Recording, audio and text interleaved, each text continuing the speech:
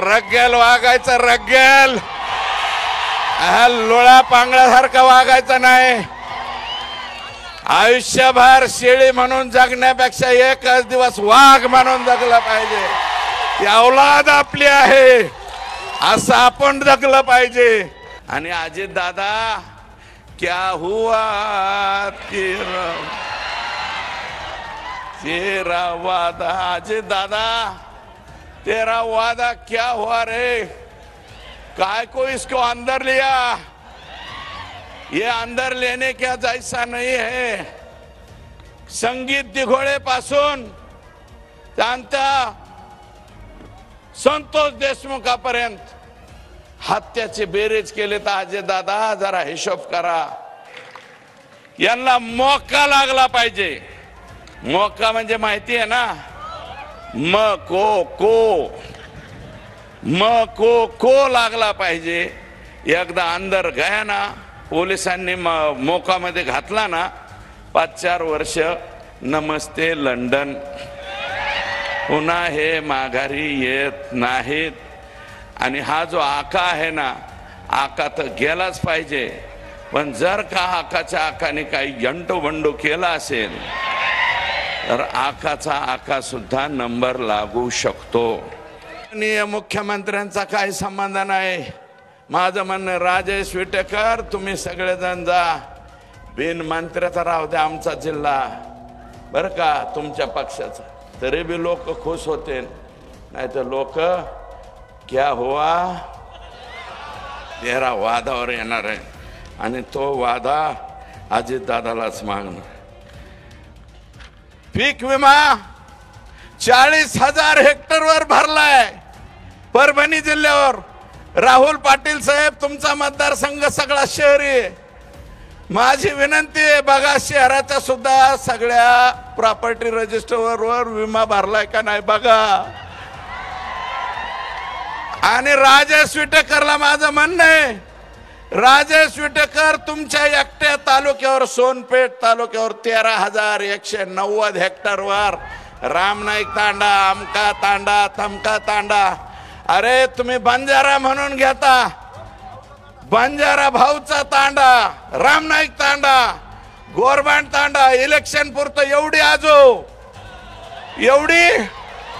आणि इलेक्शन म्हणलं की जावडी आजो. हे आमचे बंजारे ऊस तोडायला बाहेर जातात.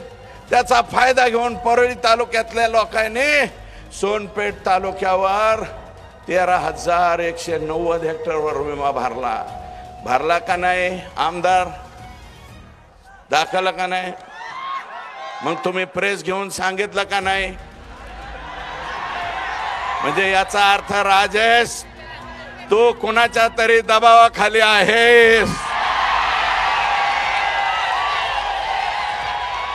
तू कस काय नाव घ्यायना, मी वाट बघतोय. राजेश विटेकर पत्रकार परिषद घेतोय का नाही? अजून घेतली नाही. तुम्ही घ्या, आणि नसली तर वरपुडकर साहेब तुम्ही तरी घ्या. आमचा फुलशेर आहे ना, यांच्या पोराचं नाव आहे शमशेर. मी म्हणत असतो फुलशेर बरं का. मी माझं जिल्हा परिषदेचा उपाध्यक्ष, सुनबाई मला वाटतं जिल्हा परिषदचा अध्यक्ष, राजेश सुद्धा जिल्हा परिषदेचा अध्यक्ष होता. आणि त्याच्यामुळे आपल्याला संधी मिळाली.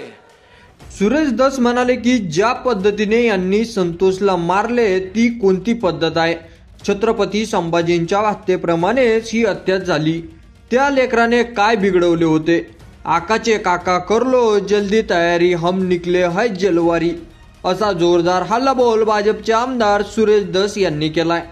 तर अजित दादा क्या हुआ तेरा वादा, काय को इसको अंदर लिया, असं म्हणत त्यांनी धनंजय मुंडे यांच्या मंत्रिमंडळातील समावेशावरून उपमुख्यमंत्री अजित पवार यांच्यावर निशाणा साधला. संतोष देशमुख हत्या प्रकरणाच्या निषेधार्थ आज परभणीत सर्वपक्षीय मूक मोर्चाचं आयोजन करण्यात आले होते. या मोर्चा सभेतून सुरेश धस बोलत होते. सुरेश धस पुढे असे म्हणाले की जगात जर्मनी आणि देशात परभणी असे देशात नाव आहे. मी या परभणीचा 18 महिने पालकमंत्री राहिलेलो आहोत. परभणी किती रंगेला आहेत हे मला माहिती आहे. पण या परभणीत सोमनाथ सूर्यवंशी हा वकिलाचं शिक्षण घेणारा मुलगा पोलिसांच्या मारहाणीत त्यांचा मृत्यू झाला. त्याचे कुटुंबीय आंदोलन करतायत, तेही आपलेच लोक आहेत असंही धस यांनी म्हटलेलं आहे. मात्र ते पुढे असंही म्हणाले की बीडवाल्यांबद्दल काय काय सांगावं. आकाचे काका, माझ्या मागण्या मुख्यमंत्र्यांनी मान्य केल्या. न्यायालयीन चौकशी झाली पाहिजे, यांना मोका लागला पाहिजे. हा जो आका आहे ना, तो आता गेलाच पाहिजे. जर आकाच्या आकाने काही केलं तर तोही गेलाच पाहिजे. अजित दादा, क्या हुआ तेरा वादा, काय को इसको अंदर लिया, ए अंदर लेने जैसा नहीं है, असं म्हणत त्यांनी जोरदार हल्लाबोल केलाय. तर सूरज धस यांच्या प्रतिक्रियेवर तुम्हाला काय वाटतं ते तुम्ही आपल्या कमेंट बॉक्समध्ये लिहायला अजिबात विसरू नका. आणि असेच नवीन व्हिडिओ पाहत राहण्यासाठी आपल्या मराठी एल्गार या यूट्यूब चॅनलला सबस्क्राईब करा. धन्यवाद.